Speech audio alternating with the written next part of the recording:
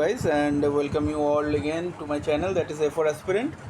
তো আমরা একটা নতুন ভিডিও নিয়ে চলে এলাম এবং এই ভিডিওতে আমরা সুবীর দাসের যে কম্পিটিটিভ ম্যাথামেটিক্স চ্যালেঞ্জের বই তার অনুপাত সমানুপাত চ্যাপ্টারের 91 থেকে 100 এই 10টা কোয়েশ্চেন সলভ করবো এই ভিডিওতে। তো চলো বেশি আর সময় ওয়েস্ট না করে ওয়ান বাই ওয়ান স্টার্ট করা যাক।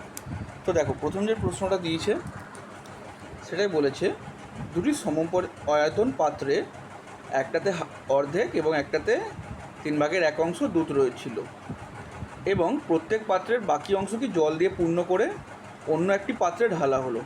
নতুন মিশ্রণে দুধ ও জলের অনুপাত কত, এটা আমাকে বার করতে হবে। তো দেখো এখানে কি বলেছে, দুটো পাত্র রয়েছে, দুটো পাত্র একই পরিমাণ এরকম নিয়ে নিলাম আমি।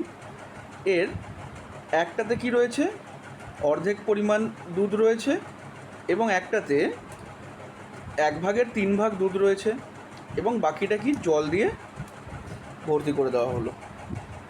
এখানে কত রয়েছে, অর্ধেক, এখানে রয়েছে 1/3। তো বলছে এই যে টোটাল মিশ্রণ এটাকে একটা অন্য পাত্রে ঢালা হলো, এখানে দুধ এবং জলের অনুপাত কত সেটা আমাকে বার করতে হবে। ঠিক আছে, তো এখানে দেখো আমরা জানা নেই যে পাত্রের পরিমাণ কত, তো আমাকে একটা পাত্রের পরিমাণ একটা ধরতে হবে।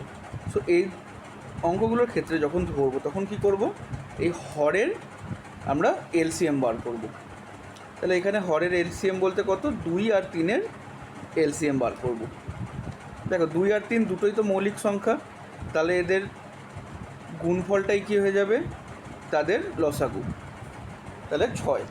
তাহলে আমি ধরে নিচ্ছি পাত্রের পরিমাণ হচ্ছে কত, 6 অংশ। ঠিক আছে, তাহলে এবার আমি এখানে কি করছি, নতুন পাত্রের ঢালার পরে প্রত্যেকটা পাত্র থেকে কত পরিমাণ দুধ এবং কত পরিমাণ জল নতুন পাত্রে ঢালা হয়েছে সেটা আমরা দেখছি। তো দেখো প্রথম যখন পাত্রে যাবে এখানে কত, 6 অংশ তার পরিমাণ, তার অর্ধেক হচ্ছে জল এবং অর্ধেক হচ্ছে দুধ। তাহলে 6-এর অর্ধেক কত হচ্ছে, 3 অংশ এবং জল কত রয়েছে, বাকি 3 অংশ।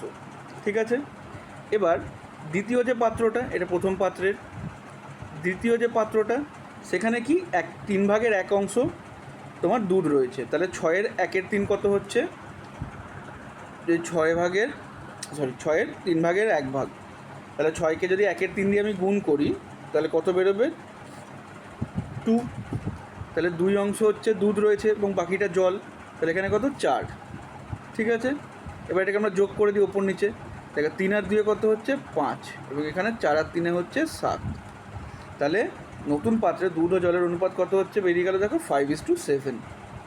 ঠিক আছে, তো এখানে কত হচ্ছে, অপশান বি অ্যান্সার এই কোয়েশ্চেনটার। একটু শক্ত অঙ্ক, এবার এই 10টা অঙ্ক একটু ভালো করে বুঝবে, কোথাও যদি অসুবিধা হয় কমেন্টে জানাবে। তো চলো দেখি পরের অঙ্কটা কী দিয়েছে।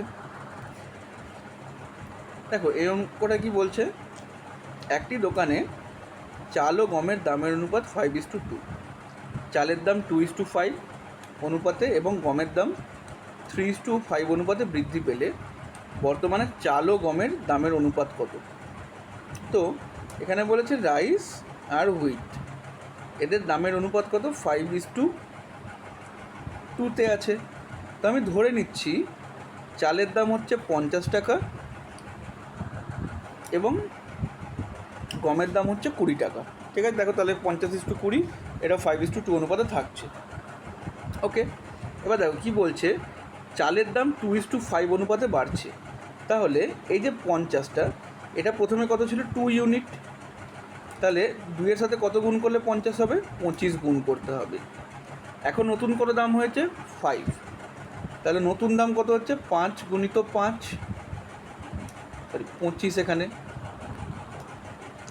5 × 25, চালের নতুন দাম কত হচ্ছে, 125।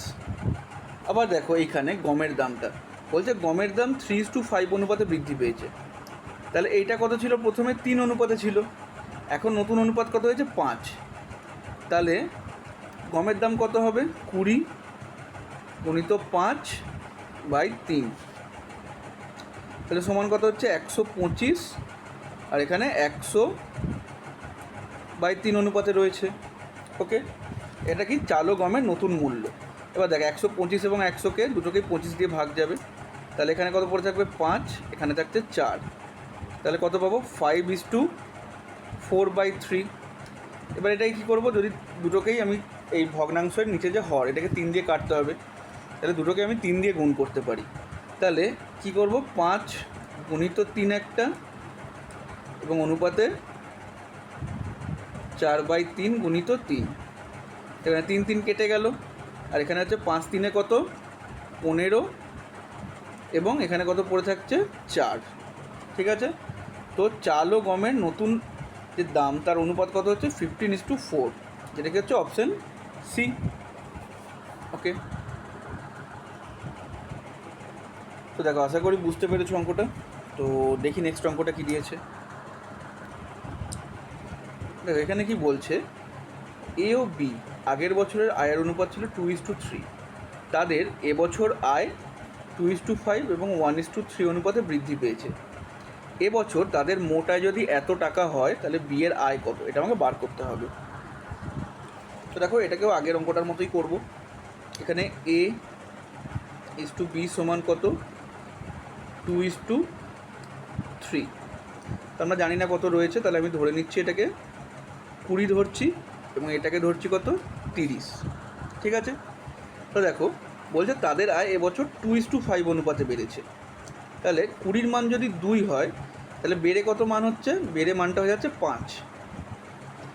তাহলে বর্ধিত মূল্যের পরিমাণ কত হবে, 20 গুণিত 5/2 সমান কত, 50। আবার দেখো এদিকে 30 যেটা রয়েছে তার অনুপাত কত রয়েছে, 1, এবং বৃদ্ধি পেয়ে সেটা কত হয়ে যাচ্ছে, 3।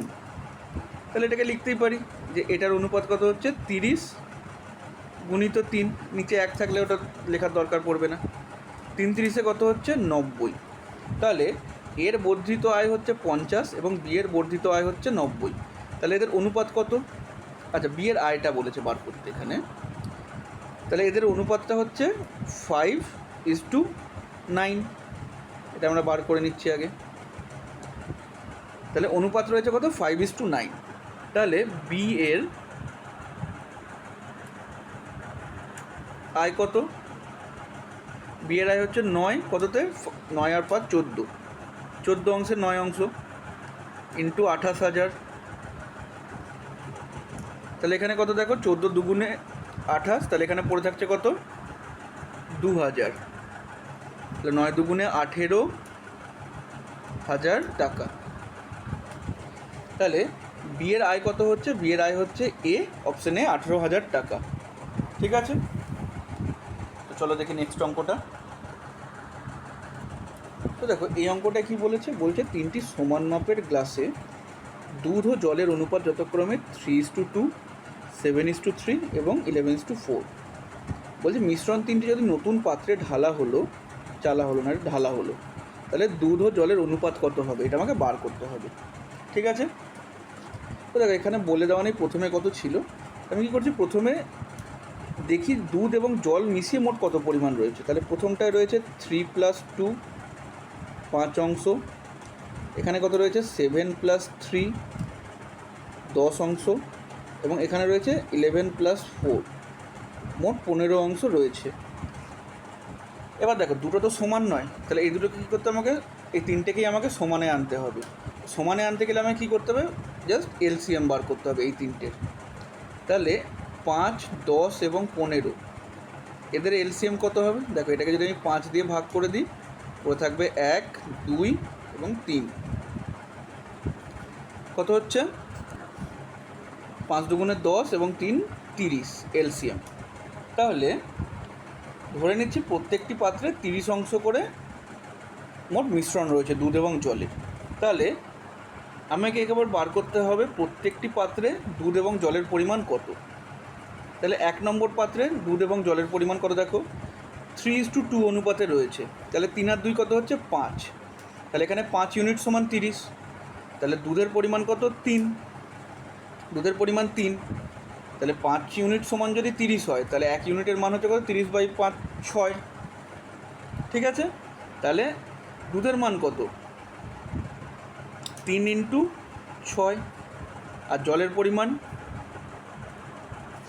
2 × 6। দ্বিতীয় পাত্রে কি থাকবে, দ্বিতীয় পাত্রে দেখো 10 ইউনিট রয়েছে। তাহলে 10 ইউনিট সমান 30 হলে 1 ইউনিট সমান হচ্ছে 3। তাহলে এখানে দুধের পরিমাণ কত? 7 ইউনিট রয়েছে অনুপাতে। তাহলে 7 গুণিত 3, আর এটা কত? 3 গুণিত 3। আর তৃতীয় পাত্রে কত হচ্ছে? তৃতীয় পাত্রে রয়েছে দেখো 15 অংশ। তাহলে 15 অংশের মান যদি 30 হয়, তাহলে 1 অংশের মান 2। তাহলে এখানে দুধের পরিমাণ কত? 11 গুণিত 2, আর এটা হচ্ছে 4 গুণিত 2। দেখো এবার যদি মান বসাই এগুলো, তাহলে 3 6 কত হচ্ছে? 18 প্লাস 21 প্লাস 22। এটা হচ্ছে দুধের পরিমাণ। এবং জলের পরিমাণ কত দেখো? 12 যুক্ত 9, 4 দুগুণে 8। তাহলে যদি যোগ করি, যোগ করে কত পাবো দেখো? 18 21, আচ্ছা 18 22 40, এটা হচ্ছে 61। এবং অনুপাতে কত রয়েছে? এটা 12 আর 9 21, 21 আর 8 হচ্ছে 29। তাহলে নতুন যে মিশ্রণ, সেখানে জল এবং দুধের পরিমাণ কত? অনুপাত 61:29। এটা কি হচ্ছে? Option A. ঠিক আছে, তো চলো দেখি পরের অঙ্কটা কী দিয়েছে। এখানে বলেছে এ, বি ও সি গ্লাসের আয়তন অনুপাত হচ্ছে এত, তাতে সিরাপ ও জলের অনুপাত হচ্ছে যথাক্রমে এত। মিশ্রণ তিনটি নতুন পাত্রে ঢালা হলে তাতে সিরাপ ও জলের অনুপাত কত হবে? এটা আমাকে বার করতে হবে। তো দেখো এখানেও আমরা জানি না যে এক একটা গ্লাসের আয়তন কত। তো আগেরটার মতোই করি, এই তিনটে যোগ করে তাদের এলসিএম বার করি। তাহলে 1 আর 2 যোগ করলে প্রথমটায় কত? 3। দ্বিতীয়টায় সিরাপ ও জল মিক্স করলে কত হচ্ছে? মোট 5। এবং তৃতীয়টাতেও 3 আর 2 যোগ করলে মোট 5 অংশ। তাহলে এদের এলসিএম কত বেরোবে? এদের এলসিএম বেরোবে দেখো 3, 5, 5। এটা যদি 5 দিয়ে করি তাহলে 3, 1, 1। তাহলে এলসিএম এখানে কত বেরোবে? 5 গুণিত 3, 15। ঠিক আছে, ওকে। এবার দেখো এখানে তিনটি যে পাত্র, তাদের গ্লাসের আয়তন কি সমান নয়? আগেরটায় আমরা কী ভেবেছিলাম? সমান, তাই তিনটেরই আমরা 15 ধরে নিয়েছিলাম। কিন্তু এই অঙ্কটায় তিনটি গ্লাসের আয়তন রয়েছে কি অনুপাতে 1:2:3। তাহলে প্রথম যে গ্লাস এ, এখানে অনুপাত এই গ্লাসটার আয়তন কত হবে? আমি তাহলে 15-র সাথে এখানে 1 গুণ করে নিই। তাহলে 15 1 কত হয়ে যাবে? 15। দ্বিতীয় যে গ্লাস বি, তার অনুপাত কত হচ্ছে দেখো? 15, আর এখানে 2 রয়েছে, তাহলে 15 দুগুণে এখানে 30। এবং তৃতীয় গ্লাসটি সি কত হচ্ছে? 15 গুণিত 3, 45 অংশ। ঠিক আছে, এবার এখান থেকে আমাকে সিরাপ এবং ওয়াটার এদের পরিমাণটা বার করতে হবে। তাহলে সিরাপ ও জলের প্রথম পাত্রের অনুপাত কত? 1:2। ঠিক আছে, তাহলে 1:2কে যদি আমি 15কে যদি 1:2 অনুপাতে ভাগি, তাহলে সিরাপের পরিমাণ কত হবে দেখো? 1:2 হচ্ছে 3। তাহলে 15কে 3 দিয়ে ভাগ করলে 1 ইউনিটের মান পড়ে থাকছে হচ্ছে 5। তাহলে সিরাপ কত? 1 অনুপাতে, তাহলে 5 1-কে 5। এবং জল রয়েছে কত? 10 বাকিটা। দ্বিতীয়টা তো কী হচ্ছে? সিরাপ এবং ওয়াটার। ঠিক আছে, তাহলে এখানেও দেখো দ্বিতীয়টা কত? 2:3 অনুপাতে রয়েছে। তাহলে 2 + 3 কত হচ্ছে? 5। 30কে 5 দিয়ে ভাগ করলে হচ্ছে 6। তাহলে 1 ইউনিটের মান হচ্ছে এখানে 6। তাহলে এখানে সিরাপ কত রয়েছে? 2 ইউনিট। তাহলে সিরাপের মোট পরিমাণ 6 দুগুণে 12, এবং বাকিটা জল মানে 18। এর তৃতীয়টা তো একইভাবে হবে, সিরাপ অ্যান্ড ওয়াটার। তো এখানে কত? 3:2, 5 অনুপাতেই রয়েছে। তাহলে 5 ইউনিট কত হচ্ছে? 45। 1 ইউনিট কত? 45/5 সমান 9 হয়। ঠিক আছে, তাহলে এটাতে সিরাপের পরিমাণ কত? 9 গুণিত 3, 27, এবং জলের পরিমাণ বাকি 18। ঠিক আছে, তাহলে এবার এখানে মোট আমাকে কি বলেছে? সিরাপ ও জলের অনুপাত বার করতে হবে। তাহলে সিরাপ ইজ টু ওয়াটার এর অ্যামাউন্ট আমাকে বার করতে হবে। তো দেখো প্রত্যেকটা পাত্রে আলাদা করে বার করেছে, তাদের যোগফলটা এখানে আমাকে নিতে হবে। তাহলে 5 যুক্ত 12 যুক্ত 17, এটা সিরাপের পরিমাণ। এবং জলের পরিমাণ কত? 10 প্লাস 18 প্লাস 18, তাহলে এবার এখানে কত বেরোবে? এটা 34, আচ্ছা না 34 না, এটা বেরোবে এখানে দেখো, এটা 17 না, এটা হচ্ছে 27, তাহলে এটা হচ্ছে কত বেরোবে? 44 ইস টু এটা 18 18, 36 আর 10-এ 46। তাহলে দেখো 44 এবং 46কে দুটোকে 2 দিয়ে ভাগ যায়, তাহলে 44 দুগুণে হচ্ছে 22 এবং 46কে 2 দিয়ে ভাগ করলে হচ্ছে 23। তাহলে ফাইনাল যে মিশ্রণ সিরাপ ও জলের যে অনুপাত সেটা হচ্ছে 22:23, এটাকে হচ্ছে অপশান ডি। ঠিক আছে, তো অঙ্কগুলো একটু লেন্দি, একটু বুঝে বুঝে করতে হবে। তো চলো দেখি পরের অঙ্কটা কী দিয়েছে। তো দেখো 96 নম্বর অঙ্কটা কী বলছে, দুটি সংকর ধাতুতে সোনা ও তামার অনুপাত হচ্ছে 7:2 এবং 7:11।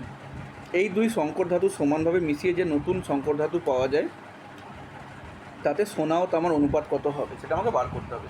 দেখো এটা 94 নম্বর যে অঙ্কটা ছিল ওটাও একই রকম। ঠিক আছে, তো এখানেও বলে দেওয়া নেই কত রয়েছে, তাহলে আমি এখানে ধরে নিচ্ছি কত। প্রথমে তামা এবং সোনা মিশিয়ে কত হচ্ছে? 9 অংশ পাচ্ছি, এবং দ্বিতীয়টাতেও কত পাচ্ছি দেখো, 9 আর 7 আর 11 যোগ করে কত? 18। তাহলে এবার এদের লসাগু কত হবে? দেখো 9 আর 18 লসাগু বেরোবে হচ্ছে 18। ঠিক আছে, এটা ক্যালকুলেট করে নেবে। তাহলে প্রথম যেটাই রয়েছে, এবার এখানে কি সমপরিমাণভাবে রয়েছে, তাহলে দুটো সংকর ধাতুরই পরিমাণ আমি নিতে পারবো হচ্ছে 18 অংশ।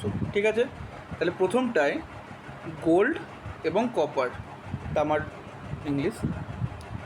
ঠিক আছে, গোল্ড এবং কপার মানে সোনা ও তামার অনুপাত কত? দেখো প্রথমটা এর কত রয়েছে? 7:2, মোট কত হচ্ছে? 9 ইউনিট। তাহলে 18কে 9 দিয়ে ভাগ করলে কত? 1 ইউনিটের মান হচ্ছে 2 অংশ। তাহলে এখানে গোল্ডের অংশ কত?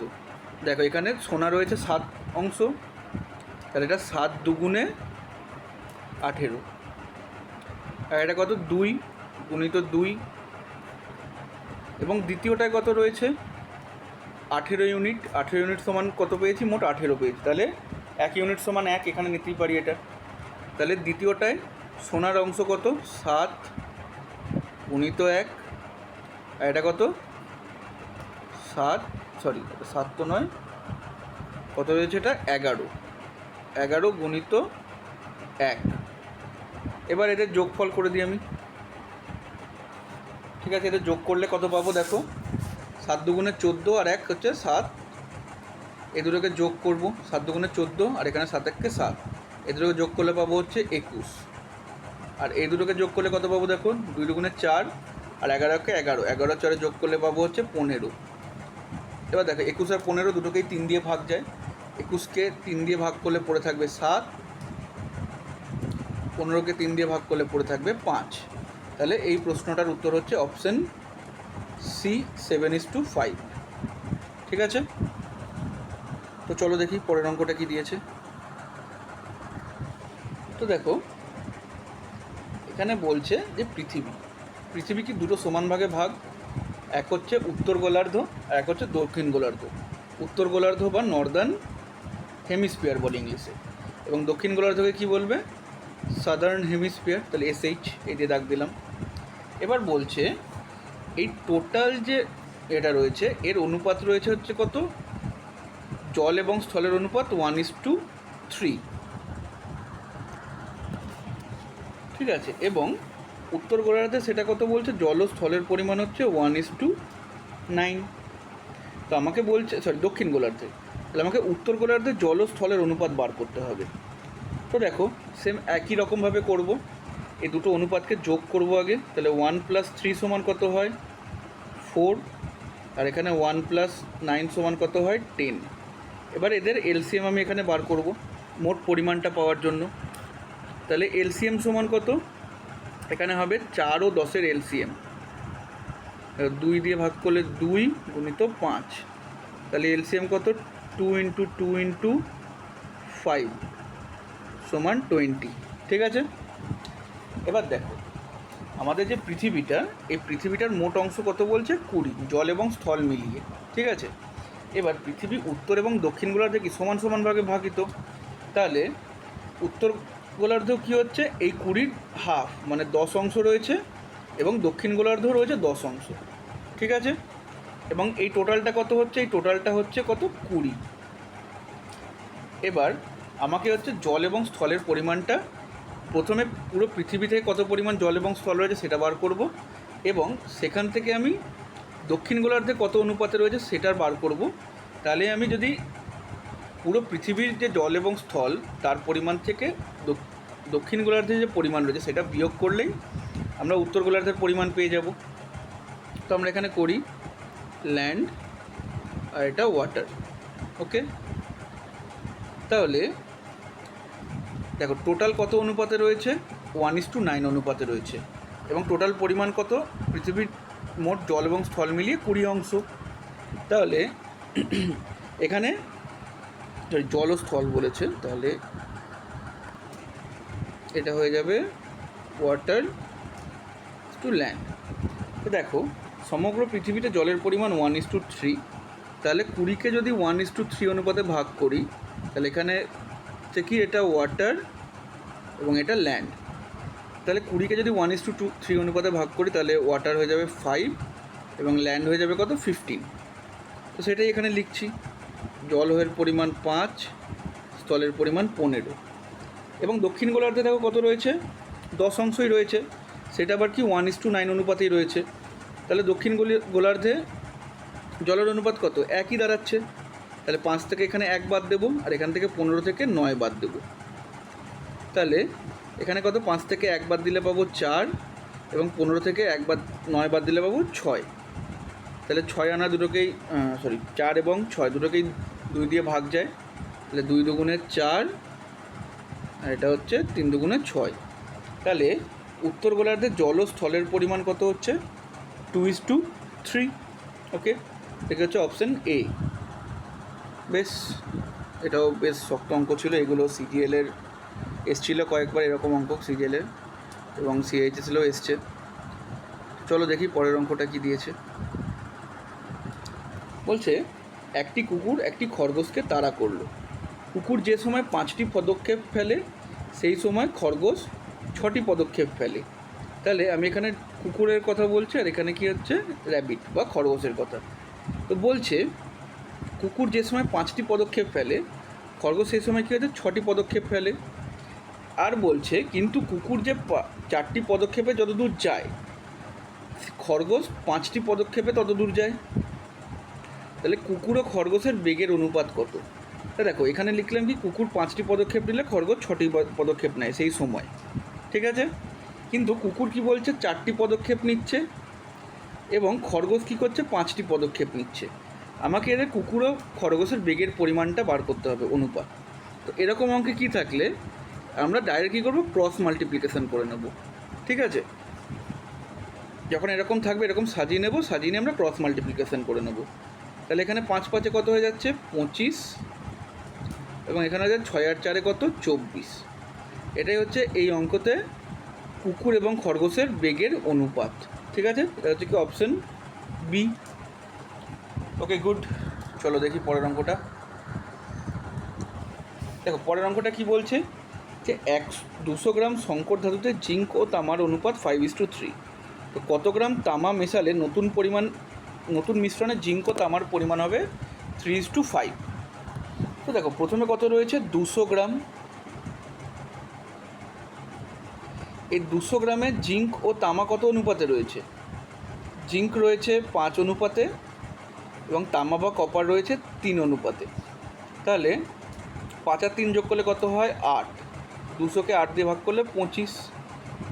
তাহলে এখানে জিঙ্কের পরিমাণ কত, 5 গুণিত 25, আর এখানে কপারের পরিমাণ 3 গুণিত 25 সমান কত, 125, আর এটা কত হচ্ছে 75।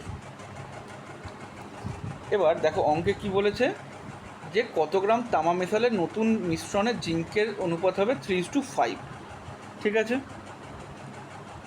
তো এবার দেখো নতুন অনুপাতে জিঙ্কের পরিমাণ কত, 3 ইউনিট। এবার 3 ইউনিট রয়েছে, এবার 3 ইউনিট সমান কত নেব আমরা, দেখো জিঙ্ক কি নতুন করে আমরা মেশাইনি, তাহলে জিঙ্কের পরিমাণটা একই থেকে যাবে। তাহলে 3 ইউনিট সমান 125, 1 ইউনিট সমান কত? 125/3। তাহলে নতুন অনুপাতে তামার পরিমাণ কত? 5 ইউনিট। 5 ইউনিট সমান কত? 125 মাইনাস 5, সরি 125 এখানে ইন্টু 5 হবে। তাহলে এটা কত? 625/3। ঠিক আছে, তাহলে তামার নতুন পরিমাণ হচ্ছে 625/3 কত গ্রাম। তাহলে আমাকে এখানে বলেছে কত গ্রাম তামা মেশালে। তাহলে আমি এখানে যদি তামা মেশানো বার করতে হয়, তাহলে এইখান থেকে এটা বিয়োগ করলেই পেয়ে যাব। তাহলে লিখি তামা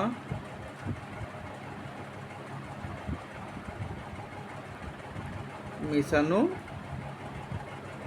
হয়েছে কত?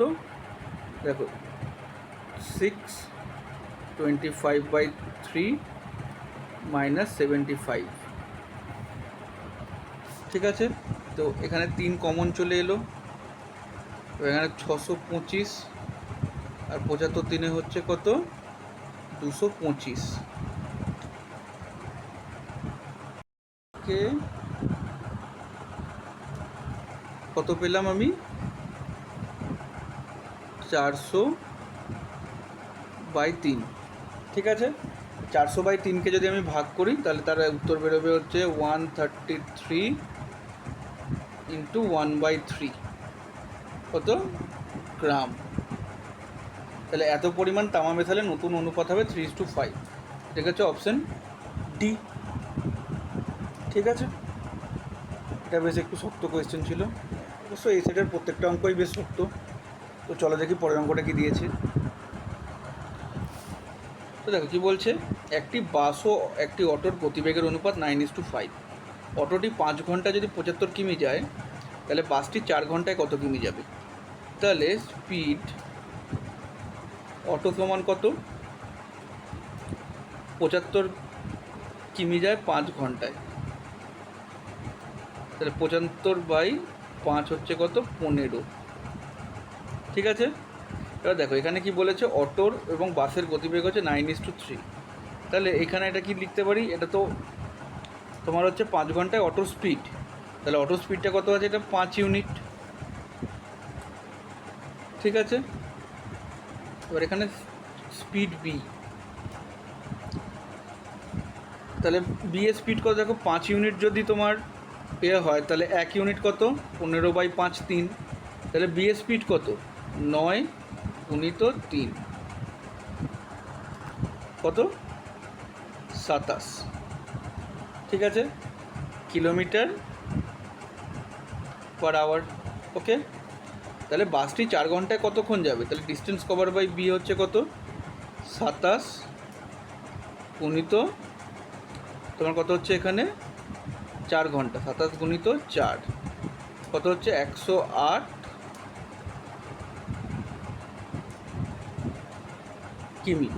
ঠিক আছে, তাহলে বি 4 ঘন্টায় 108 কিমি গেছে। এটা কি হচ্ছে? অপশান বি হচ্ছে অ্যান্সার।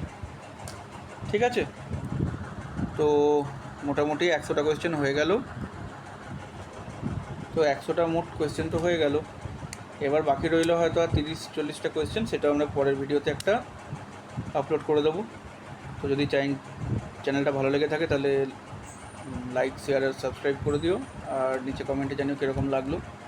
ঠিক আছে, আর যদি কোনো অসুবিধা হয় কমেন্টে বলো, আমি পরের দিন একটা শর্টস বানিয়ে সলভ করার চেষ্টা করব। ঠিক আছে, চলো বাই আজকের জন্য।